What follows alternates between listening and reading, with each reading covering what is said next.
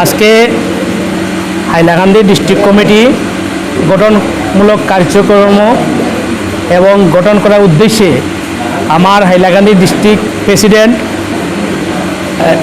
শাহির আহমেদ মজুমদার এবং আমার বাকি মেম্বার এবং কাছাড় ডিস্ট্রিক্ট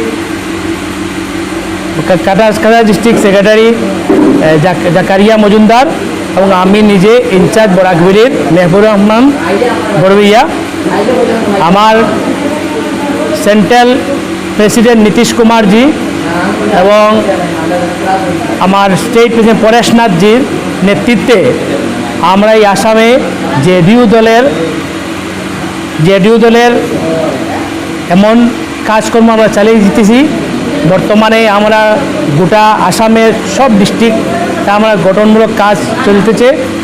বর্তমানে আমার এই বরাকবিলির 3 ডিস্ট্রিক্টের মধ্যে কাছাড়, হাইলাকান্দি, করিমগঞ্জ, ডিমাসা সবই হয়ে গেছে এবং আজকে এই হাইলাকান্দিতে এই ডিস্ট্রিক্ট কমিটির পুনর্গঠন হয়েছে।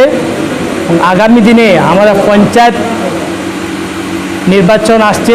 এই পঞ্চায়েত নির্বাচনে আমরা অংশগ্রহণ করার জন্য আমরা কাজকর্ম এগিয়ে নিতেছি এবং জেডিইউ দলের কাজকর্ম বিহারে অনেক ভালো।